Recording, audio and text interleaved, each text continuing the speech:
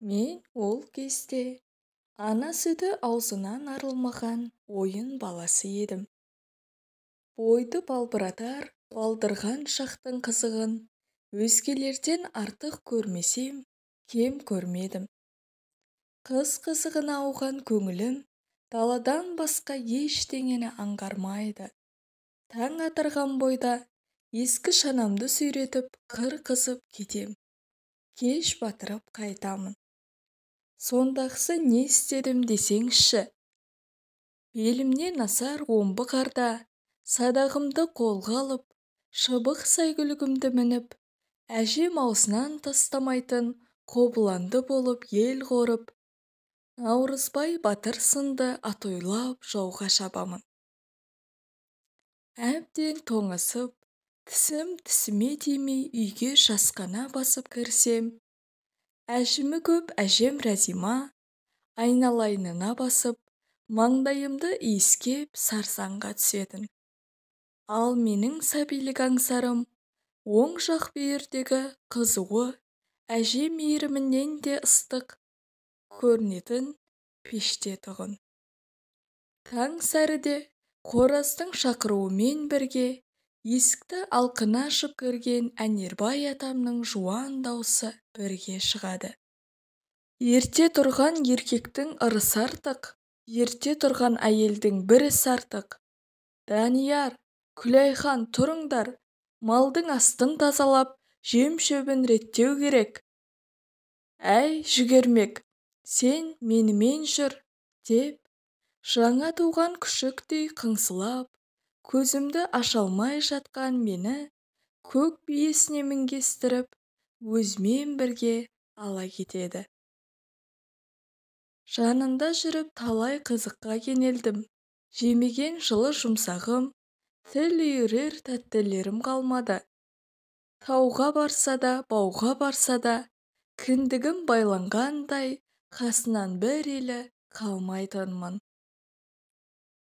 Атам жоқта Күмісжан апамның арқасы ермегіме айналады. Шаршадым дегеніне қарамай, қырсықтығыма басып, түспей қоямын. Сары балапаным менің, әкесінің аузынан түсіп қалған, деп жүріп, ауыл арасын тағы да аралатады.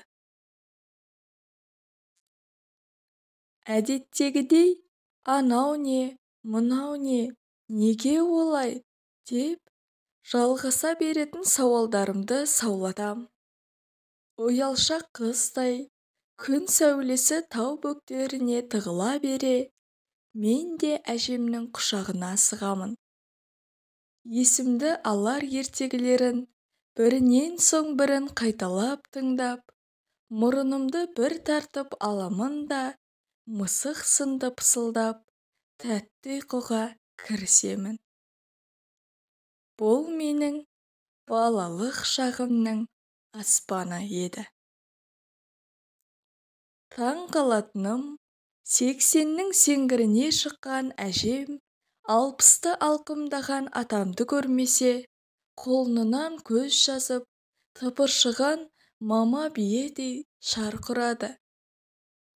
Бір күн келмесе, бала мінезіне беріліп, өкпесін қара қазан етеді. Шыдамы шегіне жеткенде, шақырып кел деп, мені жүгіртіп жібереді де, іштей сыбырлап, назын білдіріп отыратын. Сол сияқты, алыс жақын ағайындарының бір басын қосып, немере шөберелерін иісін иіскемесе тұра алмайды.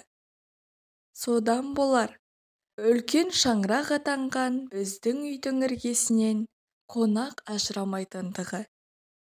Арқа-жарқа әңгіме айтып, өңі кіріп қалады. Соның буымен біразға дейін жүреді де, атын атап, түсін түстеп, қайта түгендей бастайды.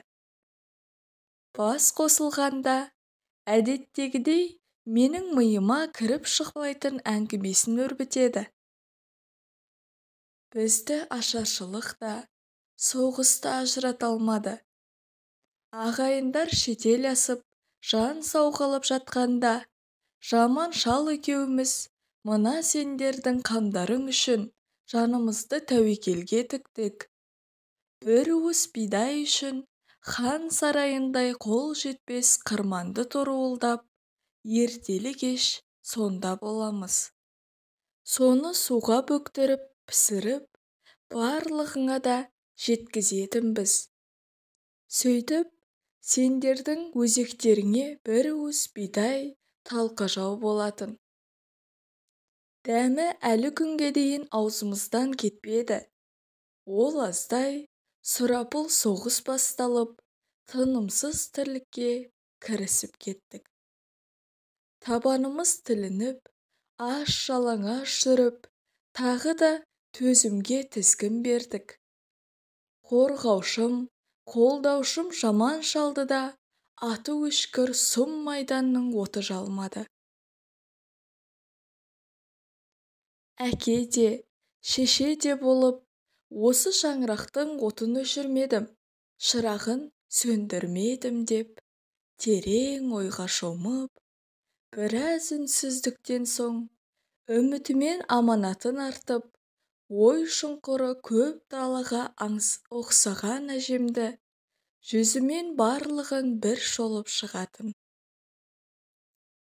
Мен мәңгілік емеспін, әне-міне дегенше араларыңнан кетемін. Өлілгенше тілеулеріңді тілеп өтем. Аманатым, араларыңды үзбеңдер. Ат ізін салып, аман саулықтарыңды білісіп тұрыңдар. Ағайындықтан алшақтамай, бауырмалдықтың бауын үзбеңдер, дейді де, ойын қуған бізге кәмпит ұсынады. Қалың қазақтың басына қара бұлт үйіріліп, қажытқан сәтте осы бір уыс бидай, тегіс бір әулеттің, тіпті бір елдің тағдырын сақтап қалуға себепші болды. Қадірі артып, ат басындай алтынға бергісіз қазынаға айналды. Түнде түске кіріп, өңінде қол жетпес армандай қылаң берді. Аштықта жеген қайқаның дәмі таңдайдан кетпейтіні секілді, бидай десе өлең ете қаламын. Соның қадір қасиеті ауып келген киесі мекен, әжемнің алақан толы бидайы көз алдыма елестейді. Балалық дәуренімнің бірінде Әнербай атам төсек тартып, бойын ауру дендеді. Алып денесі кішірейіп, көзі кіртиіп кетті. Тіпті өздігінен тұрып жүруге жарамай қалды. Ата, жүрші, тұршы деп, күні бойы құлақ етін жеймін. Менімен бірге көк биеде кісінеп, иесінің көрінбей кеткеніне реніш білдірген сыңай танытады. Әжем Рәзиманың да өңі қуарып, бауыр еті баласының сырқаты жүрегіне бата берді. Аузынан алласын тастамай, ұлының тілеуін тіледі. Ал тағдыр өз дегенін істеді. Арамыздан атамды алып кетті. Пайғамбар жасына келгенде дәм-тұзы таусылды. Мен болсам, атам ертең келеді мен күн кештім. Әжем болса бұрынғыдай ертегі айтуды мүлдем қойды. Күні бойы ұршығын үйіріп, құрағын құрайды. Оңашада көз жасын сығып алып, іштей тына қалады. Ұлының өмірден өзінен бұрын өткендігі қабырғасын қайыстырды білемін. Қайғыдан қан жұтып, тұла бойын мұң торлады. 7 шелпек пісіріп, Құран бағыштаудан әсте жалыққан емес. Өр айналдырса, шыр айналдырады демекші, араға аз уақыт салып, әжем де о дүниеге аттанды. Қос бірдей қаза әулетімізді қажытты. Шырылдап жылаған қарындасымның көңілін анам әжемнің кимешегін киіп, қолына таяғын ұстап қана таба алды. Мен сол баяғы бәз балқынша әжем мен атам ертең келеді деп жүре бердім. Ол кезде қыс мезгілі еді. Үйіміздің іші жылап-сықтаған жандарға, ал сырты маған қызық болған әртүрлі темір тұлпарларға толып кетті. Көлік қызығына тойғасын қолымдағы шанамды алып, үйген тас желінің қора бойымен бірдей үрлеп тастаған қармен төмен қарай ызғытамын келіп. Сол қыстан кейін атамның артынан шұбырып жүретін иттері ғайып болды. Көшеден адам өткізбей ысқырып, айтақтайтын ойынымның ойраны шықты. Ал әжемнің отырып алып ертегі айтатын төсегі бос қалды. Шыр-пыр болып, үздіксіз айналатын ұршық та қайтып жіп үйірмеді. Үлкендер жағы текемет тебуді доғарды. Өзгермегені менің ақ қарға ойынға деген құмарлығым еді. Етегіне салып баққан шөбересі ер жетті. Міне, өкініштісі, пештің қызуынан әже алақанының әлдеқайда ыстық екендігін енді ғана түсінгендеймін.